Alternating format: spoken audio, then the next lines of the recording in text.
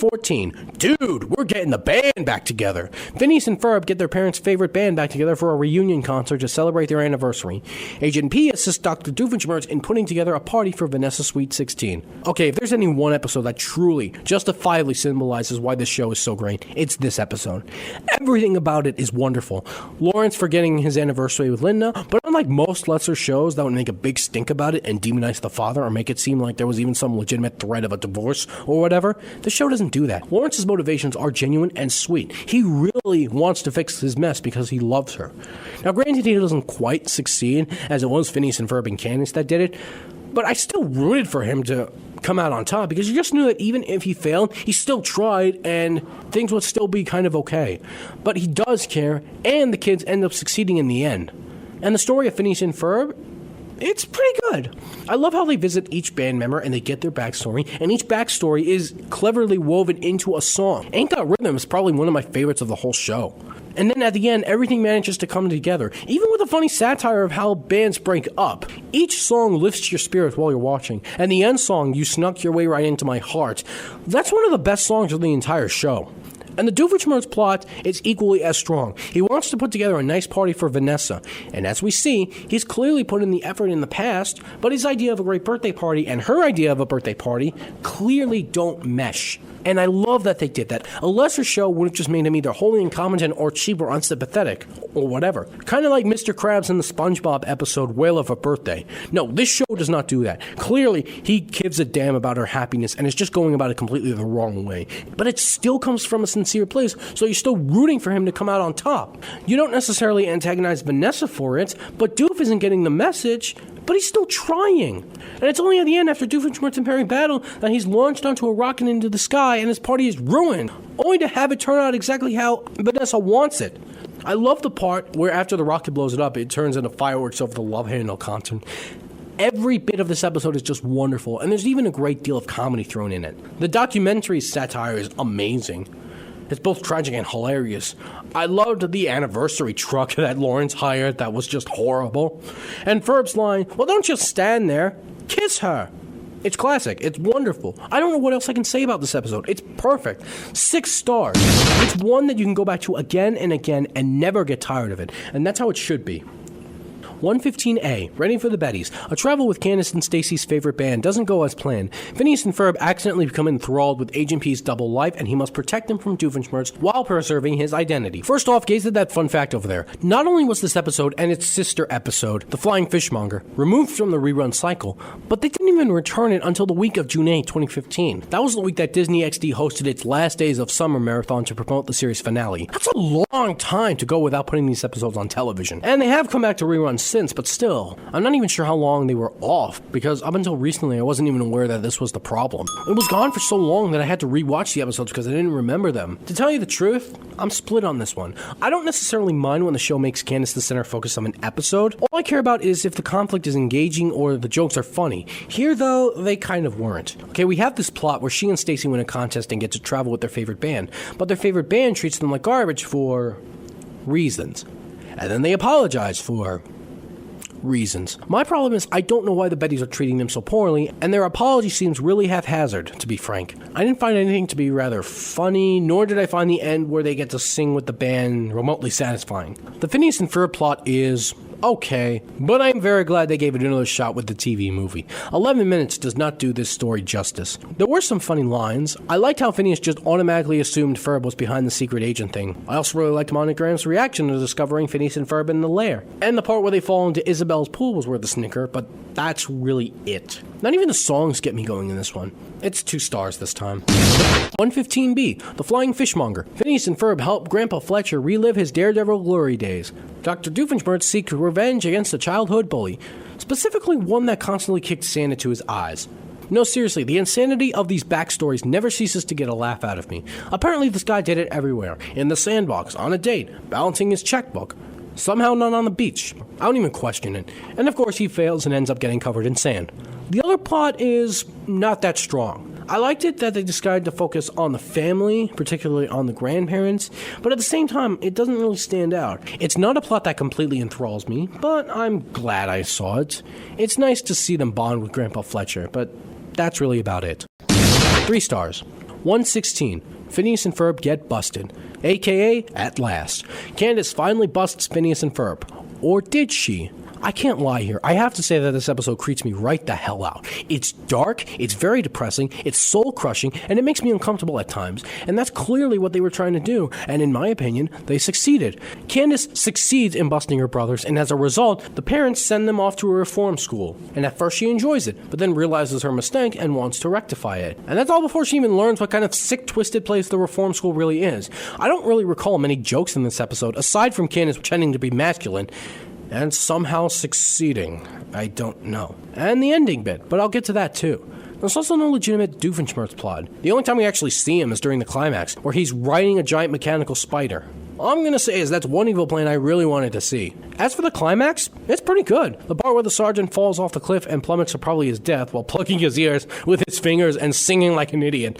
The best joke in the entire episode, and wholly cathartic after what we saw. Beyond that, you have a scene where Candace pleads basically to the heavens for her brothers to come back, as they had been brainwashed earlier in the episode, and then they return to normal. On the one hand, this is the part where I should feel relieved for Candace, but a part of me also isn't.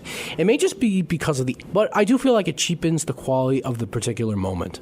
Now for the ending bit itself. Well, after the sergeant basically dies and the boys are back to normal, Phineas is seen juggling corn dogs for no reason.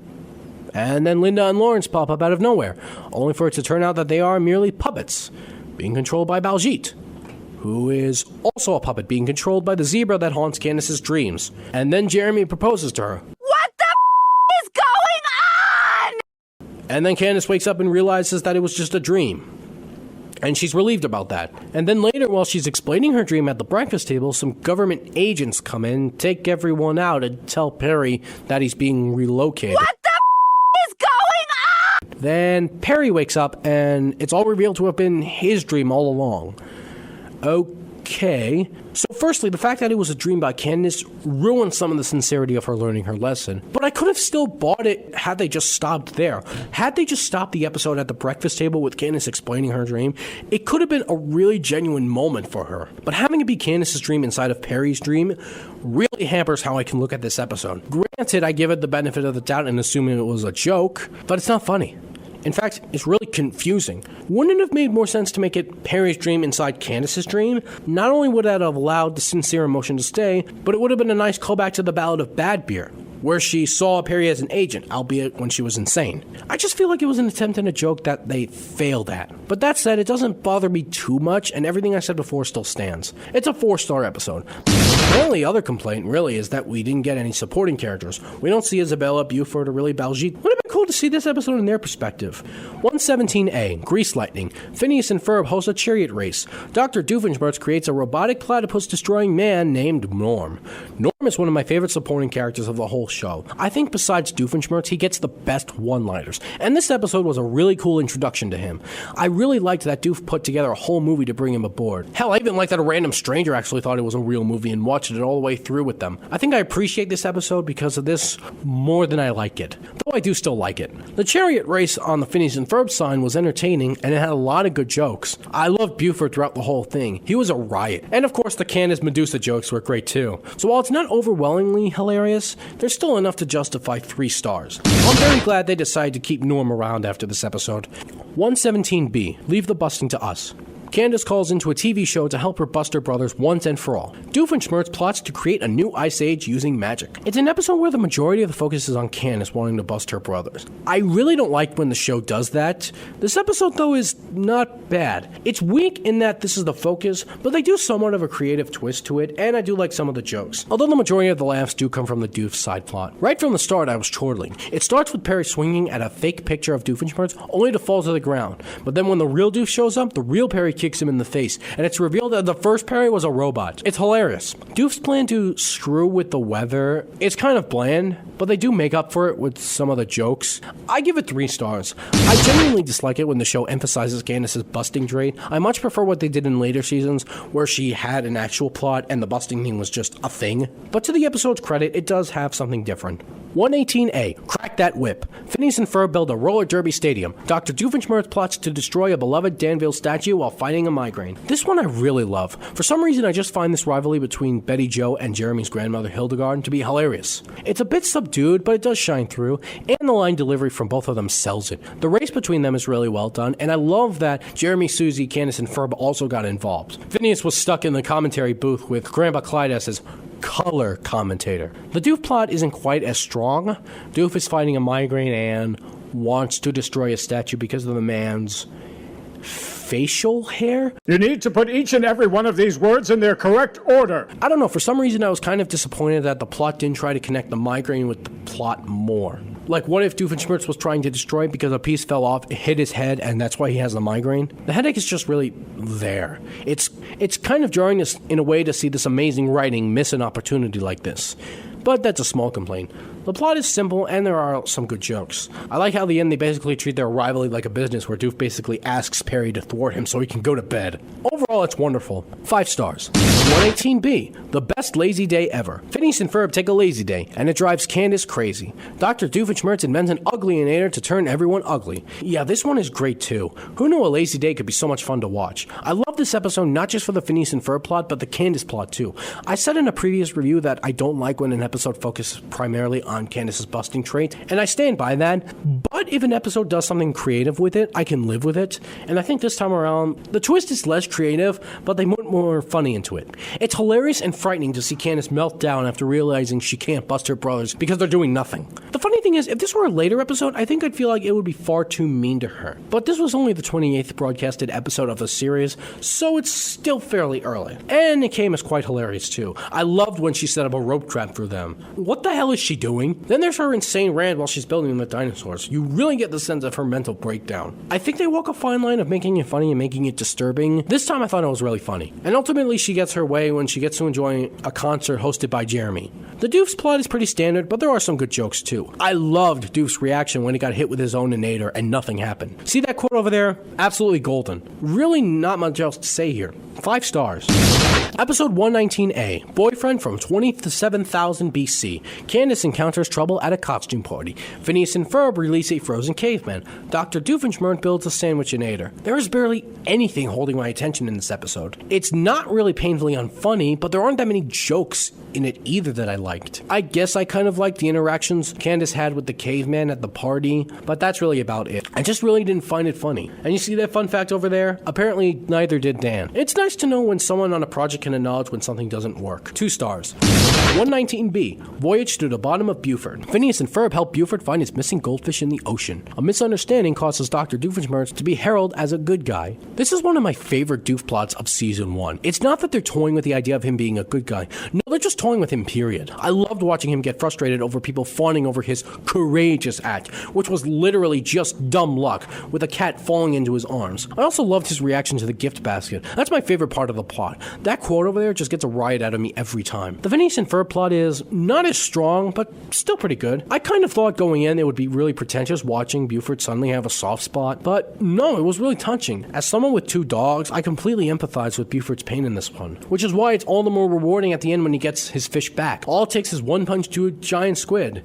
Not even kidding. And that was probably the best part of the episode. So, 4 stars. A lot of good jokes here, the Doof plot is a marvel, and the Buford stuff kept my attention and tugged at my heartstrings without trying too hard. Episode 120A, Put That Putter Away. Stacy takes on Candace's role of busting Phineas and Ferb after she becomes ill. Dr. Doofenshmirtz attempts to take a day off from evil. I gotta say, I found Stacy pretending to be Candace all the way up to calling Phineas and Ferb twerps to be pretty hilarious. The funny thing is, this is a twist of Candace busting her brothers this season that I like the least, but Stacy's performance does make up for a lot of it. There's a nice charisma and energy to Stacy that makes her really enjoyable to watch. Her interactions with Phineas, Ferb, and their friends was nice. The golf course itself was creative, fun, and colorful, and many of the jokes really hit bullseye. I love the beginning where the golf course owner talks about pride before he completely half-asses it and turns cowardly. The Duke plot is even better. He's trying to take a day off from evil. He even invites Perry to join him, but his neighbor keeps bothering him, and the joke is that it's completely unintentional, and it's hilarious. Phil the neighbor is just your average everyday man who isn't trying, even playfully, to ruin his day. Seems like he could care less about Doof's existence, to be honest. It really sells it, and I'm really glad that the show doesn't pull a fast one here and show Phil as evil or malicious or whatever. This episode gets 5 stars, easy. It's one of the better ones of season 1. 120B. Does this Duckbill make me look fat? An invention by Phineas and Ferb goes wrong and results in Candace and Perry switching bodies. Perry, as Candace, must stop Doofenshmirtz from carrying out a grudge against a company mascot. It's another episode where the Phineas and Ferb plot is meh, but the Doof plot is hilarious. The plot for Phineas and Ferb is basically them searching for Perry, as Candace. It really doesn't go anywhere. It's not really that funny either, and there are places where it drags, like when they talk to the cop and it suddenly turns to them talking about Linda's earrings. I don't care about that kind of stuff. I get that there's a subtle connection in that the invention later becomes shrunk, so it appears the size of regular earrings, but it's boring and tedious. I do kind of like the ugly Candace photo and how it goes from simple flyers to Isabella flying a blimp and showcasing an enlarged version of the ugly photo. Now that's funny, but that's pretty much it. The rest is just Candace whining and complaining about being trapped in the platypus body. Oh, and there's also a weird subplot where Jeremy comes over and Candace tries to have Linda distract him, but she has her idiot head on today and can't figure out simple cues. By the way, did I mention that Linda's now my least favorite character? Thankfully, the Doof plot is much better. Not amazing, but better. Perry struggles to adapt to his temporary body while fighting Doof, leading to some pretty funny moments, like when he tries to tail swipe Doof and ends up just flailing his or her butt in his face. In and out of context, that's hilarious. Doof is thwarted when Perry ties him up in MP3 player earbud cords. Oh, and because of this, he bumps into his Shrinkinator, which is what shrinks Phineas and Ferb's invention to the size of earrings. By the way, the running gag about Doofenshmirtz forgetting to unplug his Shrinkinator only gets funnier as the series progresses. So what you're left here is a Phineas and Ferb story that's dull and not interesting, filled with some dumb moments, coupled with a Doof plot that has a lot of good moments and gags that left me wanting more. It balances out to 3 stars. I swear, Doofenshmirtz gets all the best lines.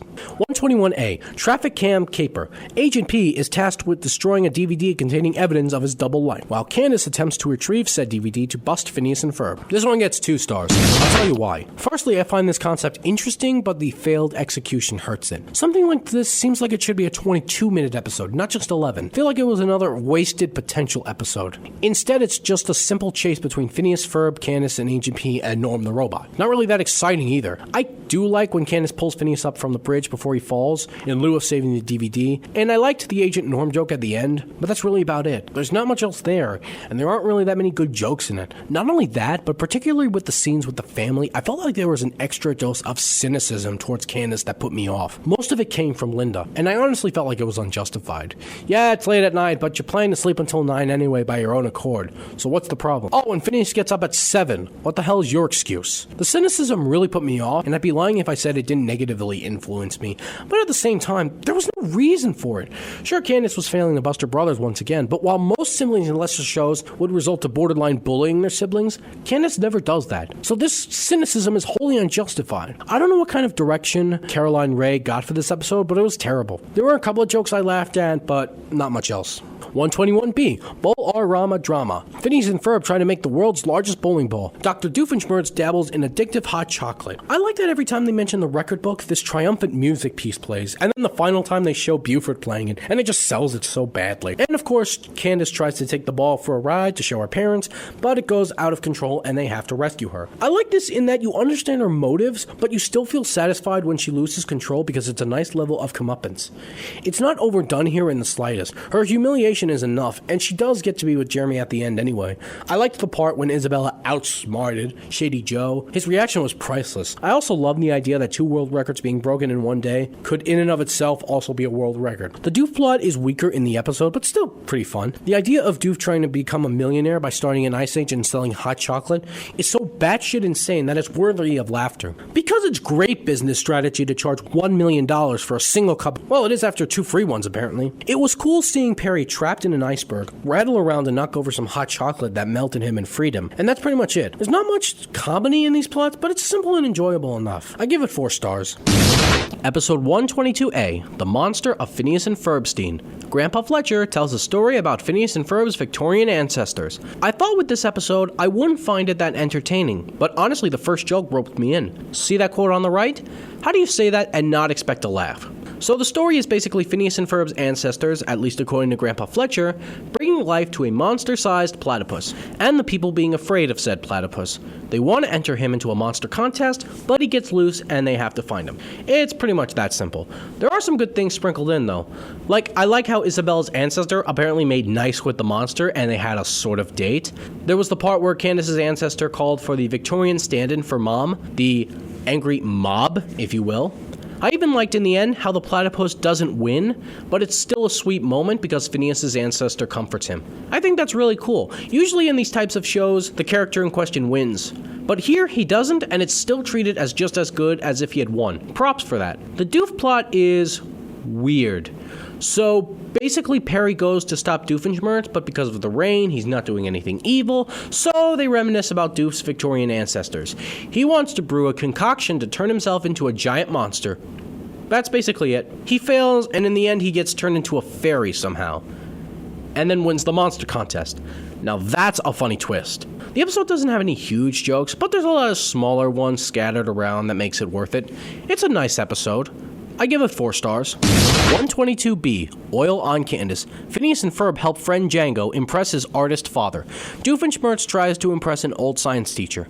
The Phineas and Ferb plot basically comes down to them helping a character that, quite honestly, we don't see after season 1. He's not even a part of the main group. Knowing that now, it makes this episode a bit less rewarding to watch because I'm getting invested in a character I know I'm not going to see again. But it is still nice to see them help a friend.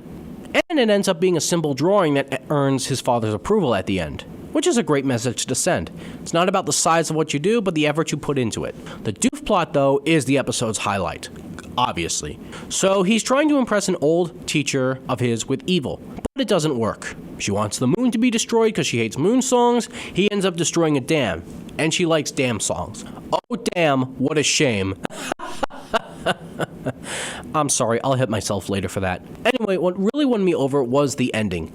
After she storms off, Perry kind of gives him a wink and a nod as if to say, yeah, I think you're evil. It's a really touching moment. You feel bad for Doof because he wanted to impress his teacher so badly, but you feel nice too when Perry gives him his approval. And the Impress My Professor song is just wonderful. I could listen to it on loop all the time. Overall, I feel comfortable giving this episode 3 stars. The Phineas and Ferb plot really does drag it down because I'm not as invested in it, but the Doof plot really shines through and makes up for a lot of it. 123A, Unfair Science Fair. Phineas and Ferb help Baljeet build a portal to Mars. Candace competes with another girl for a job. Dr. Doofenshmirtz seeks to win the science fair himself. There's a lot going on in this episode, but it doesn't feel cluttered. It really feels evenly balanced for some reason. All the plots have a lot going for them, and each of them gets the attention that they deserve. I like Baljeet's conflict, and I like how Phineas and Ferb go about helping him. Not only do they succeed in building the portal, but they make a believer out of his teacher as well. I liked the Doofenshmirtz plot too, especially the backstory. How does one lose to a baking soda volcano during a poetry reading? His childhood was weird, wasn't it? Candace's plot is the weakest, but it's still got some good stuff in it. She wants to get a job at Slushy Burger so she can be closer to Jeremy,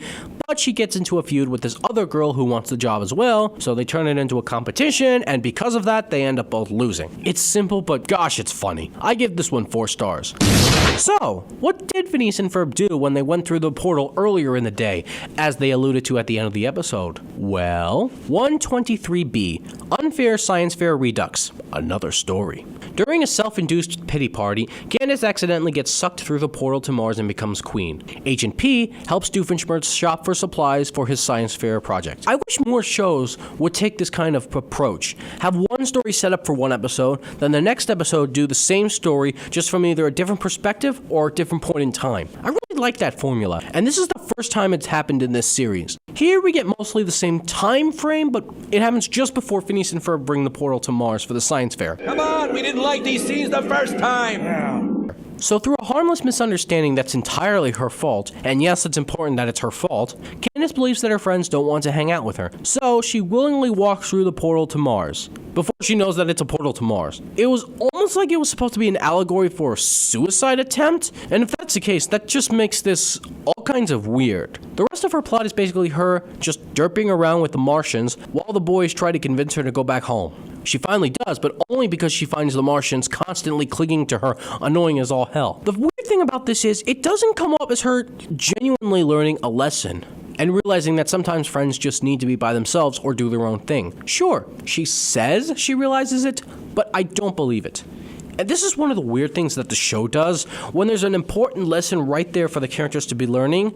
Mostly with Candace too, they'll just sort of brush it off like, yeah, this is the lesson I was supposed to learn, blah, blah, can we just move along? It kind of annoys the crap out of me, especially here because it's in sort of a condescending tone. I could believe that she genuinely learned her lesson, but I wish the show didn't just shove off morals to the side the way that they did. Sure, the show doesn't specialize in teaching morals, and that's fine. I don't care that it doesn't teach morals. I care that it's funny. And yeah, most of the time, it is funny. But if you're going to do this, if you're going to set up your characters to learn a lesson that they need to learn, don't just brush it off to the side as a joke, and don't mix in jokes with your morals. That's a trap that most shows, even great ones, fall into. That said, it is mostly a minor complaint. I did find many of the Martian jokes to be funny, and the Doofenshmirtz plot really shines in this one. It's basically just a day with Perry and Doofenshmirtz together.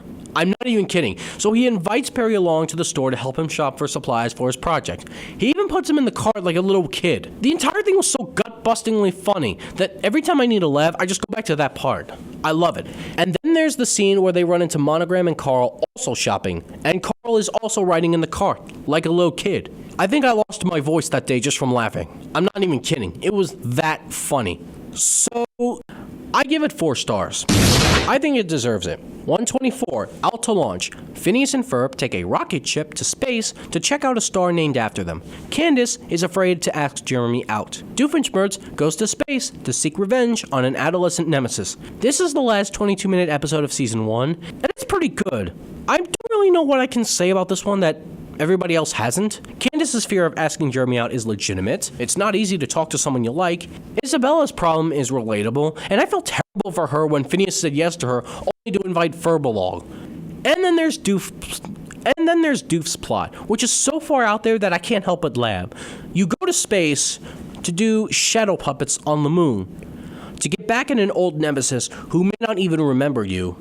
Hell, for all you know, he's not even with the girl he quote-unquote stole from you. And so many of the space jokes worked so well off of them, and I really do love the ending where Phineas and Ferb legitimately praise Candace for her bravery. It's really nice, and it was very satisfying. I give it 4 stars. 125A. Got game? Phineas and Ferb create the F games. Doofenshmirtz plots to win a dog show. My favorite joke from this one was Baljeet's question about the F games, and then everyone answering simultaneously, and Buford acting all embarrassed by him. That was hilarious. I liked when Doof broke the fourth wall in asking the audience if they remembered his long-known backstory. At least, I'm assuming that was what he was doing. Because if that wasn't the intention, then the writers completely forgot that Doof wasn't supposed to know that he was talking to Perry in disguise at that point. We make movies! We make movies! We make movies! Either way, it's a good episode. 3 stars.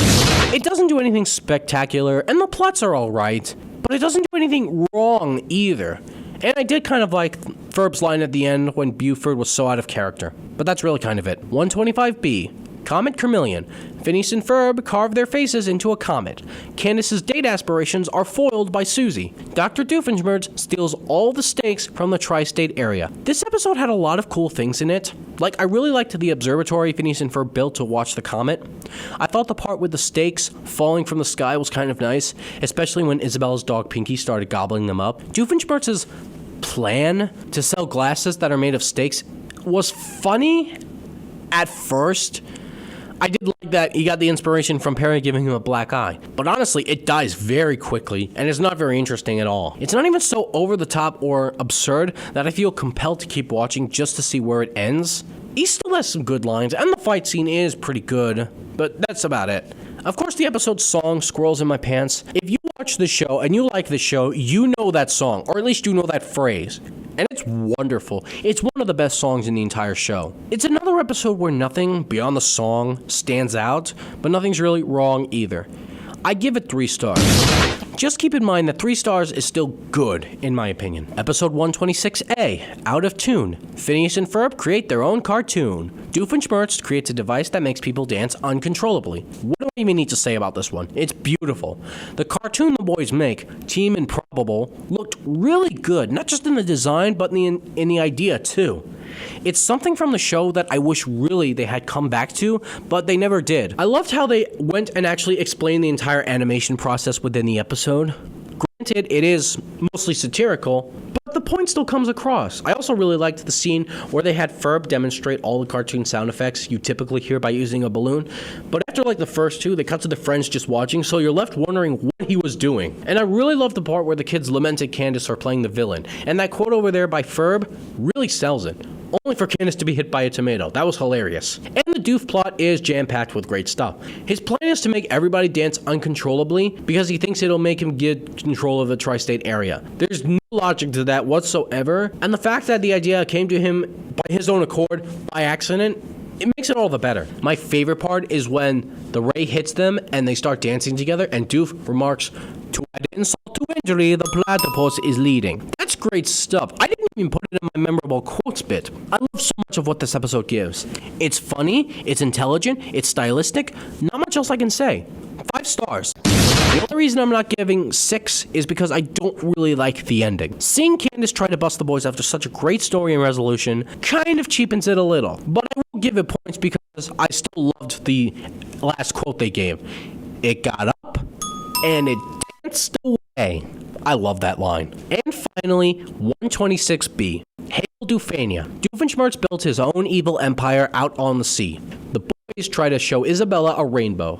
The idea for the execution of this episode is interesting and weird. They basically took how Doofenshmirtz's story acts and how Phineas and Ferb's story acts and just switched them. So Phineas and Ferb get catchphrases like, "Bless you, Perry the Platypus," and the idea of a self-destruction button, and the idea to call their invention an innator. I really like the idea of Phineas going out of his way to show Isabella a rainbow and Ferb helping out, for it to turn out that it was a misunderstanding and that Isabella meant unicorn. I just facepalm every time. But that only goes so far. There really weren't that much stuff that was that funny. And the stuff with Candace really wasn't that interesting either. Okay, so she and Vanessa accidentally switch outfits, and then she's embarrassed by her outfit until Jeremy says that he likes it and she tries to show it off. Wow, how vain. The Doof plot at least had more good jokes, but not really that many. His shtick was that in lieu of his brother Roger being elected mayor, he decides to start his own empire on the sea. He even writes his own evil anthem. Now, to be fair, the song is pretty good and pretty funny. I really like the jokes at the end about how they don't like the sudden stopping at the end. But that's really about it. See, the funny thing is, I really wanted to learn more about what Doof would have done with this evil empire. And I get that the episode's only 11 minutes and the details aren't supposed to be important, but you introduce these cool concepts and the show sometimes doesn't delve into them. And this is one where I really wanted to see more. I did really like at the end, Norman Doof trying to play hide and seek and failing, but that's really it. There's not that much in this episode for me, but there's nothing wrong either.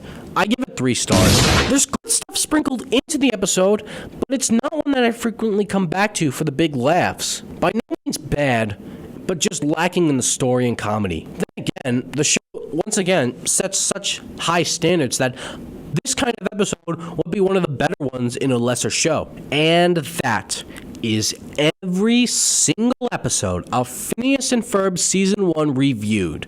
What a very depressing thought. Alright, time for the results. So, there are 47 total episodes in Season 1. Overall, this season earned 175 stars out of a possible 282. That means this season, based on the scale, is a good season. Just bordering on being a great season. As you can see from the charts. But the chart says... Come back! This can't be happening! There were 0 bad episodes, 2 meh episodes, 14 good episodes, 16 great episodes, 9 amazing episodes, and 2 classic episodes. There was a lot of good stuff this season. Even in the lesser stuff, there was still good things coming out of it. And now for some notes I took on this season. As the season premiered between 2007 and 2009, I took notice of the animation. It's definitely not as clean as it is in season 2, 3, and 4.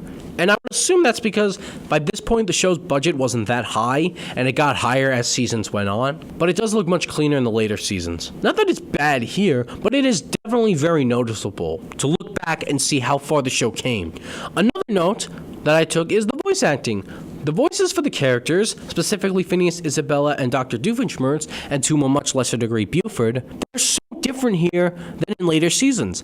Phineas's voice sounds much more nasally here and in Season 2 than in Seasons 3 and 4. And to be honest, it's a lot more enjoyable in the later seasons than it is in the earlier seasons. Isabella's pitch is noticeably lower here, and it only got higher as the series progressed too. Doof's voice, well, I'm not exactly sure how to describe it, but here it's a lot less gravelly and uncomfortable than in later seasons. As much as I love Doofenshmirtz's character, his voice got a lot harder to stomach as the show went on. I don't necessarily blame Dan for that, because I'm not sure if it was intentional or it was just strain on the voice after doing the voice for 10 years. Conversely, Phineas's voice got much easier on the ears. As for Buford, I can't explain what the change is, but he sounds like much more of a bully in the earlier seasons than in the later seasons. I also noticed that some of the early episodes, particularly Traffic Cam Caper, contain a little bit of extra cynicism. I can't quite put my finger on why, and it is nowhere near as bad as it is in other shows, but it's interesting to note. The show is such a nice, wonderful world of positivity that even the tiniest bit of cynicism is very much misplaced. Also, some of the episodes, particularly Phineas and Ferb Get Busted, the Unfair Science Fair episodes, premiered when Season 2 had already started.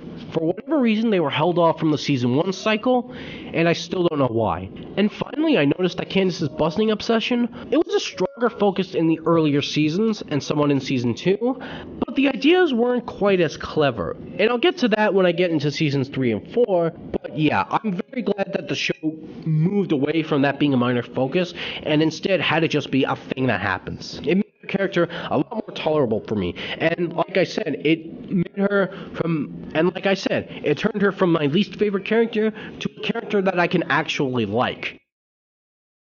I still love her, but I'm more tolerant of her now. And that's pretty much all I have this time around. I had considered doing a top 5 favorites, least favorite episodes list from this season, but honestly, I couldn't bear to rank these episodes. They don't have a lot of good stuff in them, and I just felt it was too tedious. Maybe in the future, but not right now. And that's it. We've come to the end of this video. Now, as far as the schedule for the other 3 seasons, basically I have no access to any professional equipment outside of the school I'm currently attending, and I have no way to afford them for my home life. So I really don't know when I'll be able to continue this, but I do have plans to do so. This was fun, albeit tedious, and I'll tell you what, I'm really looking forward to doing Season 2. Not because Season 2 is bad, but because according to the Phineas and Ferb Wiki, there's a grand total of 65 individual episodes for Season 2. That's a lot, and I have no idea how the creative team got that many episodes out in 2 years. But God bless them. I would like to thank the entire Phineas and Ferb community for inspiring me to do this. Thank you for taking the time to watch this video. If you are still watching at this point, I'm sorry to say that I have no prize to give you.